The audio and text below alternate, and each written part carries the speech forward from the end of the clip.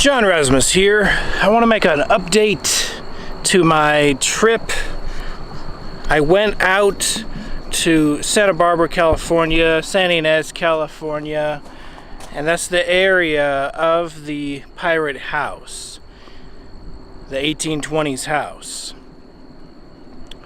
So I went there 3 times, and seemingly things went wrong every single time. Let me turn this on real quick. I have a great supporter, Free Thinker Silver.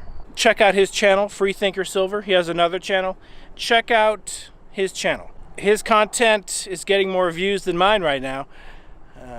He works really hard on his videos. Check those out. He's a supporter of my channel. So some people might say, why are you saying check his channel out? Because he supports this channel to a great extent, and I'm very thankful. I'm wearing my pirate ghost shirt. Here's just one example. I went to my old high school to show the mascot on the wall, and I talked and I gave a big spiel probably for 5 minutes that I meant to edit down probably to 30 seconds or 1 minute. It's less than a week later, but I checked the footage. I never pushed the record button. I printed up a shirt to be next to the mascot of my school, and I didn't press the record button. So tiny things like that happened here and there, but I did film my mascot afterwards, and I filmed enough of my high school to show you it is home of the pirates. Let's turn this on though. Let's turn this on. This, I couldn't find it on the night excursion. I went out. Okay, welcome. It has turned on finally.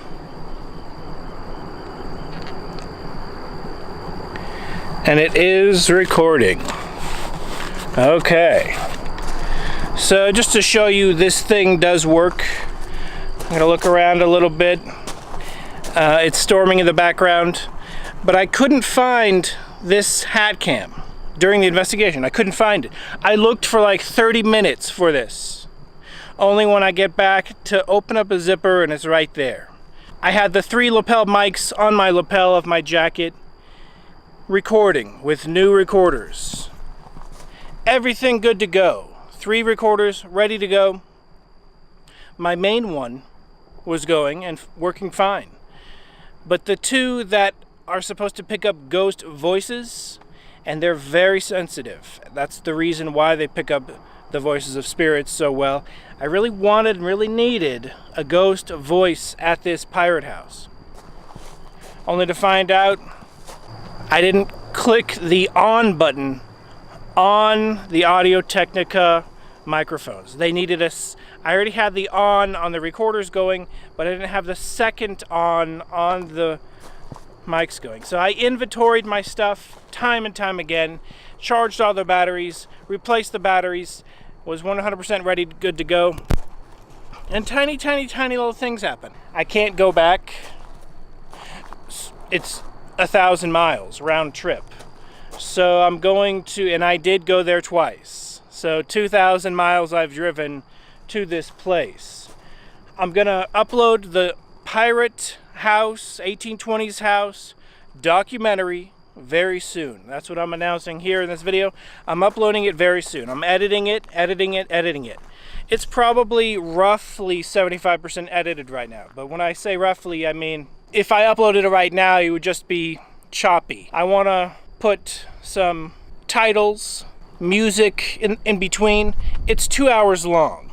If you don't even attempt to entertain and just show 2 hours of footage, people will watch 10 minutes and they won't watch any more. This is an important document showing that ghosts do exist, spirits, whatever you want to call them. I noticed there definitely is, depending upon the religion you're a part of, or the spiritual persuasion, whatever you want to call it. Some people hate the word ghost. I personally like the word ghost. I like it. If I were to put ghost or spirit on a t-shirt, I'd choose ghost, obviously. If I were just to casually talk about it, I'd say ghost. And they use the word spirit instead, and it's the exact same thing. They're interchangeable, the exact same meaning. Ghost and spirit, same thing. But that doesn't matter. That's not here nor there. Spirits exist. Some people call them ghosts. Yes, I could get deeper as to the nature of the entity at the 1820s house. I didn't ask it its name, and it didn't tell me a name, and we don't need to use names. Even jumping to the conclusion that you know the name of an entity is extremely naive and ignorant of humans. It's the mistake humans make time and time and time again, especially in these ghost hunting shows. They'll say, oh, this is old Joe Clancy's place. He was a rootin' tootin' cowboy and he hated everybody in town and he shot anyone that he could, yeah. And that was old Joe Clancy's chair, and if you sit in that old chair, Joe Clancy will curse you and he will follow you and kill you, or at least he'll poltergeist haunt you, and that's old Joe Clancy's ghost. Don't mind him no harm, he's just old Joe Clancy, no big deal.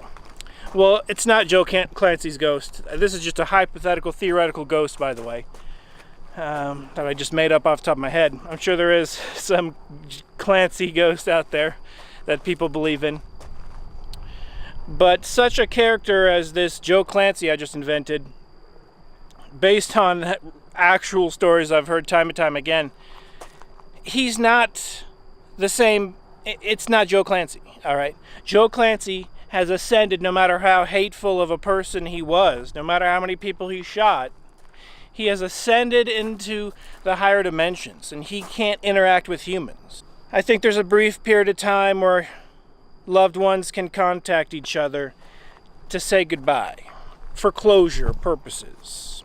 But 200 years later, Joe Clancy's not poltergeist haunting people in his spare time for fun. He's ascended, and that connection is cut off permanently. It's something I know to be a fact, but I can't prove it. But what I can prove is this 1820s pirate house is legitimately haunted. I've been there 3 times. For the investigation exclusively, but I have been there as early as 2012. So now I've been there 7 times. I've been there at least 7 times at this point. Most of those times in the day, 2 of those times in the night. And the 2 times I was there at night, evidence of spirits big time. Or 1 spirit. And spirits, I would say, they're very predictable after you understand, after you just see how they respond. They respond the same way over and over and over and over. If you say, hey, are there, and I only asked a few brief questions because I didn't want to open up a dialogue of what's your name and fall into any scams like that. I said, how many spirits are here? Is there 1 or are there more? Individually, I asked those questions. No response. The reason no response is because 99 out of 100 times you're going to get no response. I knocked on the door, asking for a knock back. No response.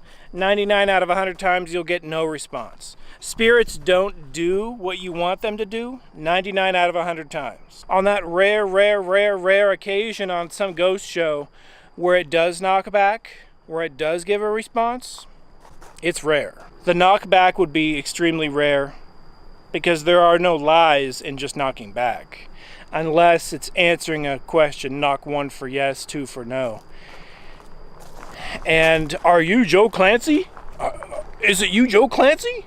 And a yes will come through, confirming a lie. It's not Joe Clancy. But it gave that spirit an opportunity to lie, and spirits love to lie.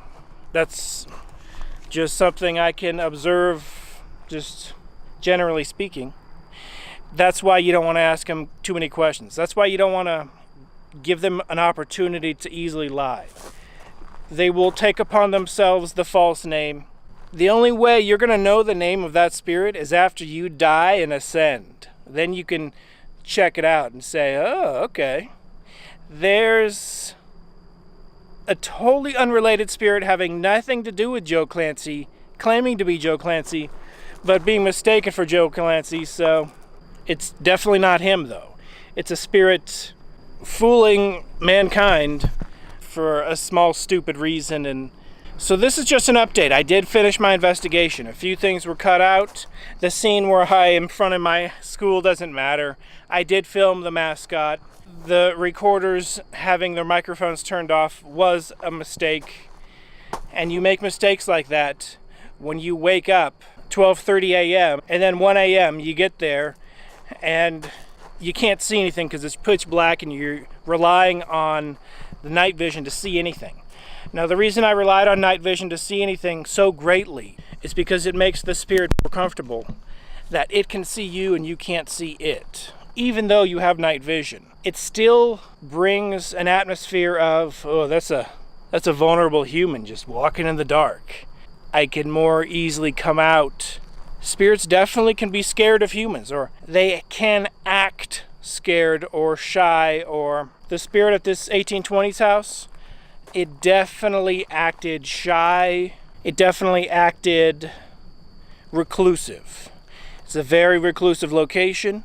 Perhaps it has a personality of reclusiveness and just likes the solitude. So I was probably an extremely annoying, boisterous human bothering it from its perspective. But I tried to be respectful the entire time. Even knowing the potential nature of the entity, I still was respectful. More episodes coming soon. A full 2-hour documentary on the Pirate House 1820s house investigation, the architect that built it. It wasn't his spirit, but I wanted to research the guy. He was a former pirate, and he is buried at Mission Santa Barbara. So I went to Mission Santa Barbara, a good distance from San Ynez, and I slept in my car because I got to Santa Barbara a little bit too late, and I ran out of money because my AC, I had to repair it. So I ran out of the ability to travel.